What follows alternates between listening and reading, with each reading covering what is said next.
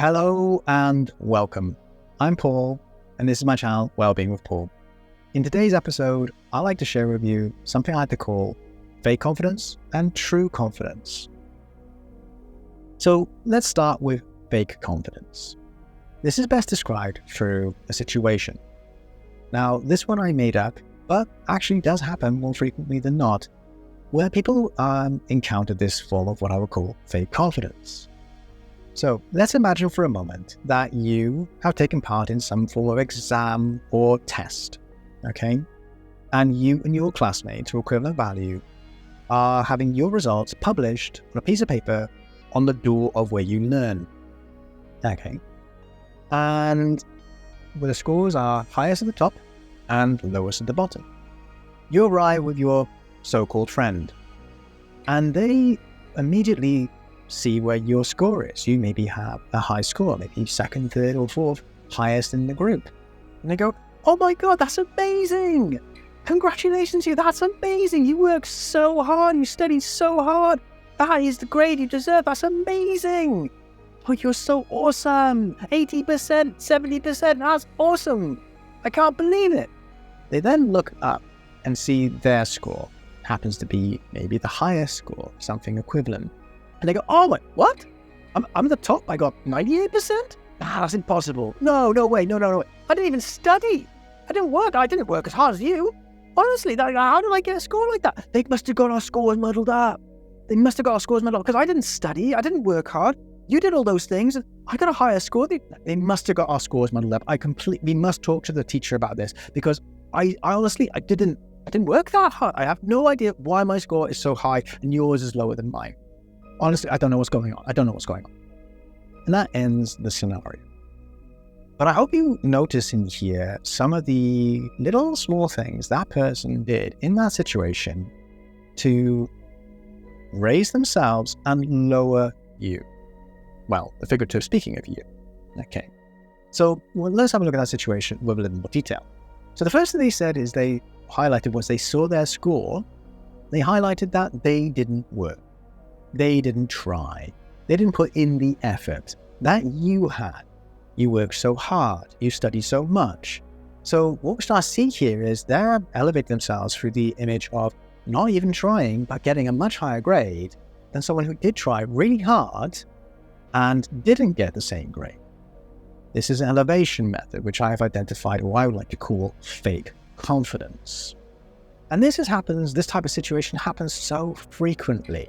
Maybe not in this exact scenario, but in many ways, where people will elevate themselves and demote others in an effort to try and feel what I will call a fake sense of confidence.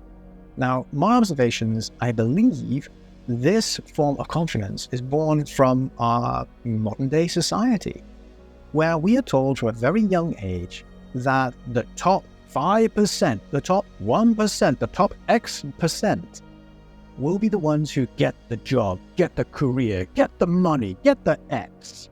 Yeah? Have you ever noticed that message being delivered to you? Have you ever heard things of that nature?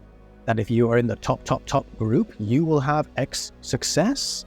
Well, I have. I worked in a university. I've worked in many settings. And I've heard this message repeated throughout my life and career. That the X top percent of people will get the X top amount of X. Money, wealth, power, whatever it is those people are trying to advertise. But what this does is it's not saying the people who achieve X or Y do something. It simply says the top group will be the ones who succeed. So even if your cohort, your group, you're something where you're part of, that number of people, it could be actually surprisingly unsuccessful. But as long as there's still a top group, those people, according to this equation, will still be succeeding. They will still be the ones who achieve whatever they're looking for.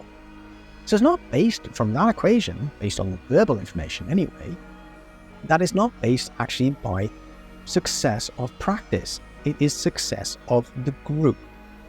And what this leads to is what I believe this form of fake confidence, where people will suppress others to elevate themselves. Because as long as they remain elevated above their peers, above their cohorts, above their friends even, they still have the potential of success.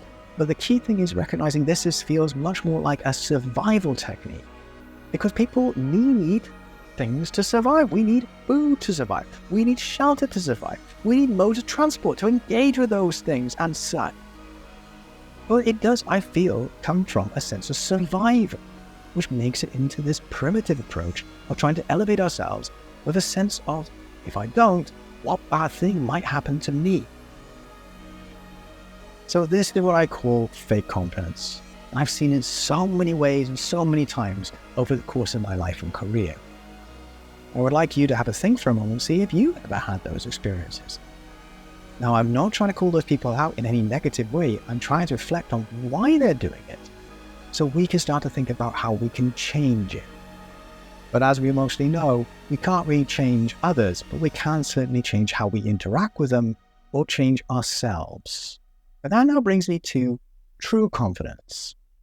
Now, true confidence, from my observations, was never been better example I've ever had than my first Kung Fu teacher. Now, my first Kung Fu teacher was a guy called Josh when I was at the University of Southampton. And he was actually a disciple of my later master of Kung Fu, Shifu Yanxin. And Josh, was an incredibly friendly chap. And he was so much full of energy. And I will not lie, from my observations, was an incredible martial artist with amazing talents in so many ways. But when we were in part of this class in Shaolin Kung Fu, we had in the university, like all martial art clubs, I imagine, numerous people coming from different backgrounds of martial arts and life and such, bringing their own skills to our class, to our group. And this is where I started to see what I will call true confidence. So when Josh was given instruction, he would ask people to do X, Y, and Z as part of the class. We'd have to do kicking drills or punching drills or such drills. But when he observed people coming from a different background or different talent level to himself, where they excel, these people really did excel in that talent, instead of suppressing them and saying you're doing it wrong, you're not doing it the way of the Shaolin Kung Fu or X or Y, he instead opened up the class to see and witness, and more importantly, learn from these people. By highlighting, look at this person, look what they're doing. Let's learn from this. See how high they're jumping. See how fast they're kicking. See what techniques they're doing. These are amazing. And what happened in those situations was it allowed the class to grow even quicker because we were learning from each other, not only Josh, and later our teacher. And what happened in that situation I observed was we could see that Josh accepted where he was. He accepted that he was a talented martial artist. But when people excelled in those areas and surpassed him, instead of trying to suppress them or bring them down, he elevated them to a place where they were. And he rejoiced in those moments. He praised those people and he was happy for them, as we all were encouraged to do so as well. And this is what I'm trying to say. When I observe true confidence, people bring you up with them. And in fact are happy if you go past them. Because what it's about is being happy where we are at that time, in that moment, in this place. And that is what I will call true confidence. I share this with you in a hope not only does it help you navigate the world in different ways to your betterment, but also it maybe brings about a little bit more what I like to call truly confident people who elevates not only ourselves, but everyone around us to make this world a better and happier place for so many, much more, as we all deserve, in my personal opinion. So, as always, until next time, everybody, bye for now.